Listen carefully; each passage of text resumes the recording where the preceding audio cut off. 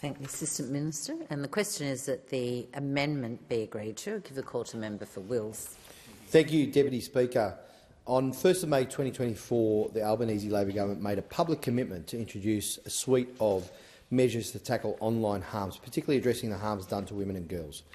Delivering on that promise, we are creating new criminal offences to ban the non-consensual sharing of deepfake pornography. We already know that digitally created and altered sexually explicit material is a damaging form of abuse against women and girls that can inflict deep harm on the victims. But I also want to take this opportunity, Deputy Speaker, to highlight the issues we are facing more broadly as a society in this respect. I mean, the purpose of this parliament, Deputy Speaker, in some respects is that, yes, we make laws and we pass these laws, the laws of the land, but we also are required to show leadership, to lead reform on what are pressing social issues of the time. And while the current reforms are about making it crystal clear that those who share sexually explicit material without consent using artificial intelligence, AI, will be subject to the most serious criminal penalties, it is also important to continue the national conversation we are having around the safety of women and girls in our society. That is our role here in Parliament, and that is what we want to do today in this debate as well. We as a nation have been horrified at the young man who recently distributed graphic deepfake images of 50 girls from a private school in Victoria. This young man did this by taking their likeness from social media and using an AI app to create sexually explicit deepfakes. He then shared them on social media, obviously without the girls' consent. This was a despicable act of degrading and dehumanising his peers, young women he was supposed to have respected.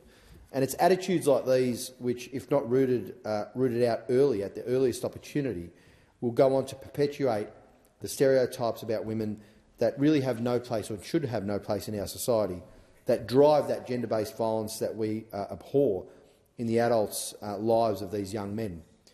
And at the immediate point when these images were shared without consent, they had already damaged, possibly irrevocably, the lives of those victims. This is not just a breach of privacy, Deputy Speaker. It's not just about privacy. It's much more than that. It is really difficult to imagine the feelings of shame, embarrassment, anger and pain that these young women faced, and when these images are shared with others or posted online.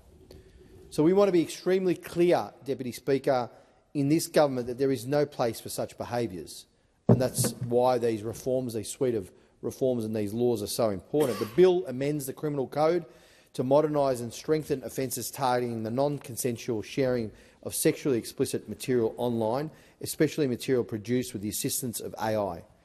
This includes material that has been created or altered using technology such as deepfakes.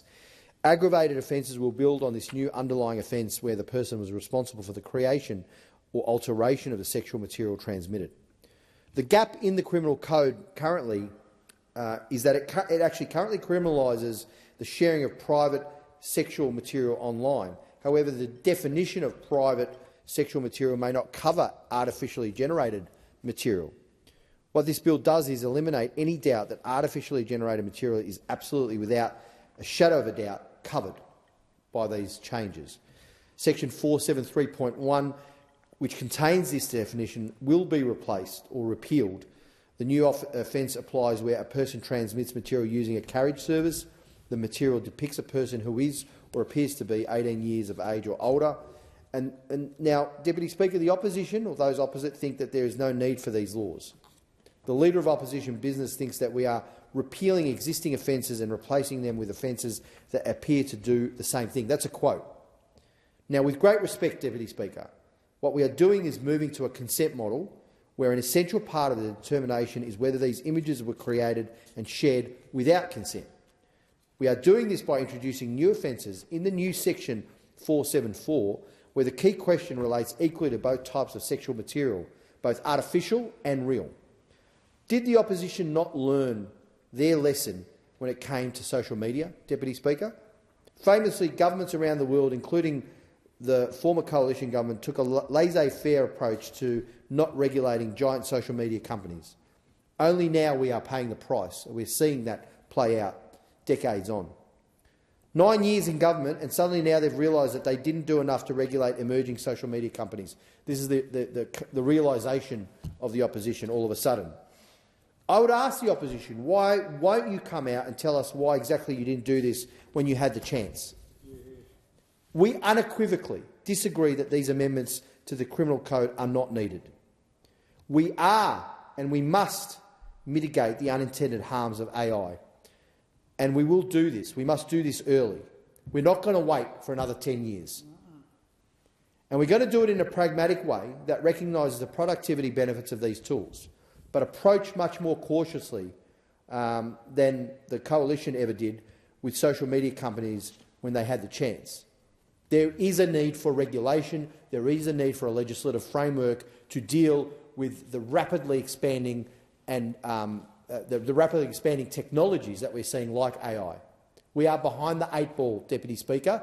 We need to start taking the necessary legislative and regulatory action to mitigate the worst effects of these technologies. And there are negative effects, clearly, as I've described already with the AI deepfake sexual material. We cannot go down the same path that we did in the past with the social media companies with respect to AI.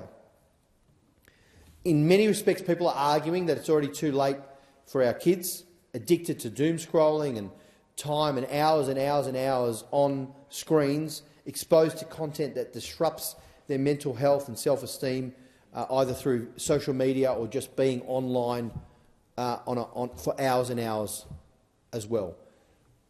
There is a real epidemic within our communities. Parents are waking up to it, clearly. Parents are disturbed by it. And there is a lack of legislative or regulatory frames or frameworks to address or mitigate the worst impacts of these technologies. That has to stop. Now, I'm not saying we're going to get it right 100% of the time, but we do need to do this, and we need to start the work today. And the opposition needs to actually understand that this is in the national interest. It's in the national interest. The other thing we have seen time and time again is when someone is already known to law enforcement, Deputy Speaker, when they're already known to law enforcement authorities and recognised in the justice system, and they offend again. That is why this bill introduced 2 aggravated offences which apply with increased penalties if the offender has had 3 or more civil penalty orders made against them for contravening the Online Safety Act of 2021, the creation or alteration of the sexual material transmitted. The new offences will have a maximum penalty of 6 years imprisonment and transmitting sexual material without consent, and 7 years imprisonment for aggravated offences, including where the person created the material themselves. These amendments are absolutely necessary and absolutely our priority, Deputy Speaker. In conclusion, Deputy Speaker, I want to remind the House too, and we're all aware of this as recent events have shown, young girls in schools are not socially safe, psychosocially safe in many respects. When you have these horrific offences being committed against them, like the sharing of sexual deepfakes or the making of lists which rank young women and sexualise them, there is no safety for these girls. And it's these events where a society-wide scourge starts to take hold. As I said earlier, we've made the mistake, the previous government certainly, and other governments around the world, of not regulating the social media giants and the impacts of that technology. We cannot make the same mistake when it comes to the use of AI in this context. The young people who are exposed to and partake in these behaviours today will go on to live in a world where women will be harmed by their intimate partners or raped or killed on our streets. That's a majority of women who are killed that way by their people that they know, men that they know. Online abuse and the element of psychological violence therein is part of this cycle of physical violence. It's all interconnected. And this is what women are subjected to on a society-wide scale. We've seen the horrible outcomes of this in many examples. In my own electorate, the murder of women and the rape of women has occurred in the northern suburbs of Melbourne. Jill Maher was an infamous case, and there are many, many others. People in my electorate of Wills won't forget that. They won't forget what happened to Jill Maher while she was walking home in Brunswick in 2016, in 2012, I should say, or in May 2019 when Courtney Heron, another young woman from our community of Wills, was murdered in Royal Park, or in the same year when Aya Masawi was murdered in the northern suburbs whilst walking home. Just young women walking home from going out or going to work on their shift, and that is what happened to them. And there was a woman who, again, in the same year, running along Merry Creek, which is borders my electorate, a spot that many of us in my community in Wills have found sanctuary in, she was attacked, sexually assaulted and raped. We can't forget their stories. We can't forget what happened to them. We can't forget the deep trauma that has impacted their families and their loved ones. They were part of our community. They were part of the fabric of our community. And what they went through in their deaths were senseless and they were needless. And I say again, harm is not just the physical harm. There's also that psychosocial harm that comes from the impacts of having that kind of sexually explicit material shared online without consent. So harm is that which young women go through when they are targeted by these forms of online abuse. And it's harm that leads then to deadly and life-threatening harm through a cycle that is, as I said, interconnecting all of these behaviours throughout. That's why legislation like this is so important. Young men should be educated, encouraged to be strong allies of and work actively towards reducing violence at its source. And it does start at its source. Education of young boys, teaching them respect, empowering them to understand that there is a positive sense of being male. What that positive masculinity entails is not the violent acts, it's not the anger, but giving them another path where they are empowered to be respectful and to be strong in a very different way. That's what real manhood is about, and that's where the education comes in very early on. It's a responsibility of parents, as we teach our kids respect. It's a responsibility of teachers. It's a responsibility of society as a whole. But it's also a responsibility of this House, this place, to pass laws, to regulate, to provide that legislative framework and that regulatory framework that makes it unacceptable by law to take such actions. And it's also our responsibility to show the leadership here in this place to take actions and to lead societal reform. And I would hope the opposition would understand the importance of that to the national interest. We won't hesitate through these laws to punish those that violate these expectations, these standards that we are setting. That's what we do here in this place.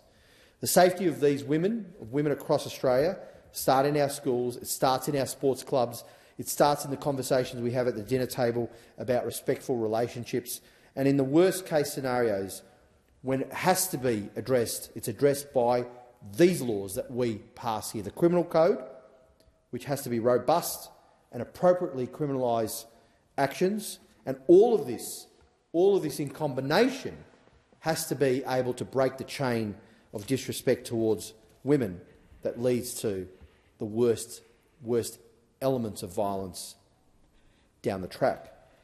Legislative change plays an important role in sending a strong message that non-consensual distribution of such horrible images is unacceptable to us as leaders, political leaders, as community leaders, as citizens. And that goes whether it's AI, artificially intelligent generated, or it's real. And that is what this bill does. That is what this bill does. It starts the first steps towards regulating the worst effects of this technology. Because we cannot wait to regulate technologically created harms until something else happens, until it becomes worse, until the scourge is so widespread that we've lost control of it completely. And we cannot wait for things to get worse before we change these laws. That's why I call on the opposition to support this bill, to support the necessary changes that we are making to address these issues and begin that journey together. And I recommend this bill to the House. Order. I thank the honourable member for Wills. The question is that the amendment